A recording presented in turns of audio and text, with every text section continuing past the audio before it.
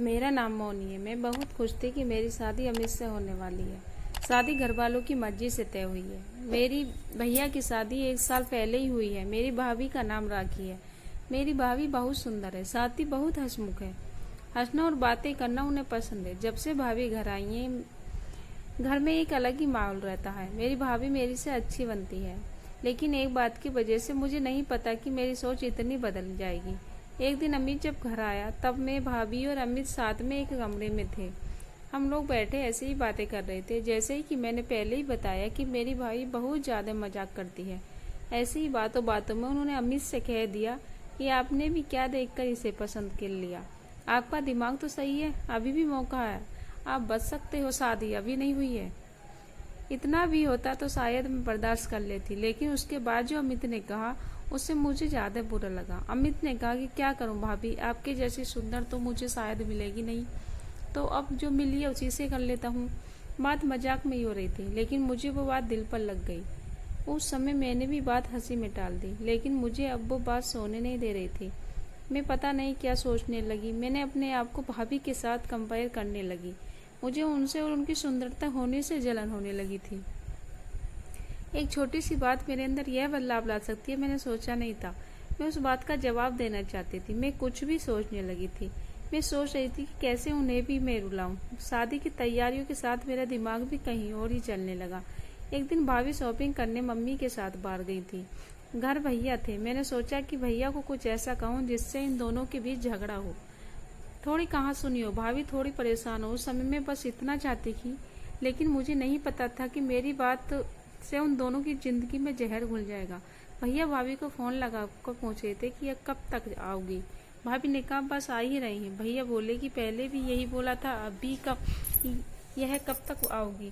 मैंने उस बात को पकड़ लिया और भैया के फोन रखने के बाद मैंने कहा, खूबसूरत लड़कियों की बात का कोई भरोसा नहीं होता भैया, पता नहीं क्या क्या छुपाती हैं, क्या झूठ बोलती हैं। आखिर वो भाई तो मेरे ही थे।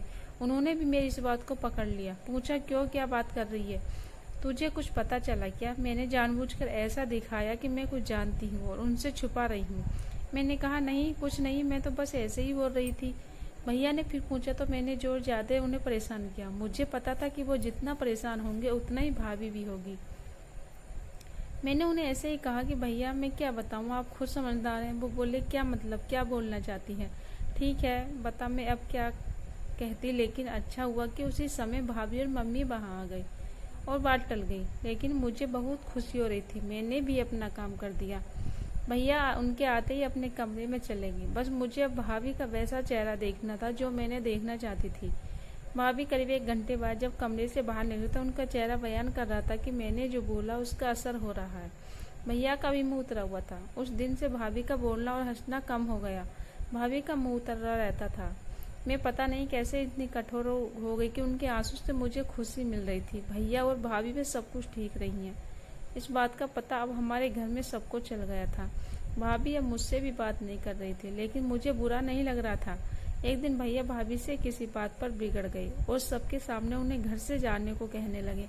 मम्मी और पापा ने कहा कि क्या हुआ, क्या बात कर रहा है, ऐसा क्या हुआ, लेकिन वो बोले कुछ नहीं। भाभी को वो बात बहुत बुरी लगी और वो घर जाने लगी। मम्मी ने कहा कि शादी सर पर है, ऐसे कहाँ जा रही हो।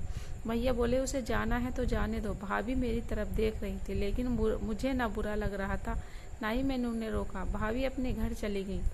शादी में करीब 10 दिन बाकी थे और भाभी घर से चली गई। घर में मम्मी, भैया और पापा को देखकर अब मुझे थोड़ा बुरा लगने लगा, पर मैं अब कुछ नहीं कर सकती, क्या, क्योंकि बात बहुत आगे निकल गई थी। सच बताऊं तो बात इस हद तक चली जाएगी इसका मुझे भी अंदाजा नहीं था। शादी के समय अभी सभी के मुंह उतरे हुए, तो इसका कारण मैं थी, लेकिन ये बात मैं कैसे बता सकती थी। भाभी को मम्मी ने फोन किए, लेकिन वो नहीं आई। घर का माहौल ही बदल गया। भैया से सभी पूछ रहे थे कि कैसा क्या हुआ, लेकिन वो भी कुछ बता नहीं रहे थे। घर की रौनक ही चली गई। शादी को 1 दिन बचा था और भाभी अचानक ही वापस आ गई। भाभी को देखकर मम्मी खुश थी। मैं भी भाभी से बात नहीं कर रही थी, सोच रही थी किस मुंह से बात करूं। मेरी वजह से भाभी इतना परेशान हुई। भाभी खुद ही मेरे पास आई। मैंने बोला आप आ गई। वो बोली हाँ। मैंने सोचा कि अगर मैं नहीं आती तो तुम्हें तैयार कौन करता। भाभी ने ऐसा कहा तो मैंने रोने लगी। भाभी ने कहा कि मुझे तुम्हारे भैया की बातों का इतना बुरा नहीं लगा, ठेस तो मुझे तुमने पहुंचाई। मैं घर में भी तुम्हारी वजह से गई थी। मैंने सोचा कि तुम मुझे फ़ोन करके बुलाओगी, लेकिन तुमने ऐसा नहीं किया। मुझे नहीं पता तुमने ऐसा क्यों किया, लेकिन मैं तुम्हें एक बात समझाना चाहती हूँ। अब तुम्हारी शादी होने वाली है, तुम अपने घर जाओगी। कुछ ऐसा मत करना जिसके बाद में तुम्हें पछतावा हो। मैंने भाभी को कहा कि मैं भैया को बता देती हूँ कि वो मजाक था। भाई बोली तुम अपनी चिंता मत करो, उन्हें अगर अपनी पत्नी पर विश्वास नहीं तो यह उनकी गलती है, तुम्हारी नहीं। मैं उनसे निपट लूंगी। शादी का समय है, तुम खुश रहो। भाभी के आते ही घर में रौनक आ गई। इस गलती ने मुझे बहुत कुछ सिखाया, मेरे अंदर की जलन और ईर्ष्या को खत्म कर दिया। मेरे अंदर एक डर पैदा कर दिया कि मैं कहीं गलती से भी किसी के साथ कुछ गलत न कर दूं। मेरी भाभी जैसी नहीं है, मुझे पता है वो भैया को भी संभाल लेंगी। मैंने भाभी के साथ इतना कुछ किया, लेकिन उन्होंने अपनी फर्ज नहीं भूला, ना ही ये बताया कि यह सब मेरी गलती है। ऐसी भाभी सभी को मिले। दोस्तों, आशा करती हूँ कहानी आप लोगों को पसंद आई हो, तो प्लीज़ वीडियो को लाइक शेयर कीजिए और हर रोज़ नई कहानी पढ़ने के लिए चैनल को सब्सक्राइब कीजिएगा। धन्यवाद।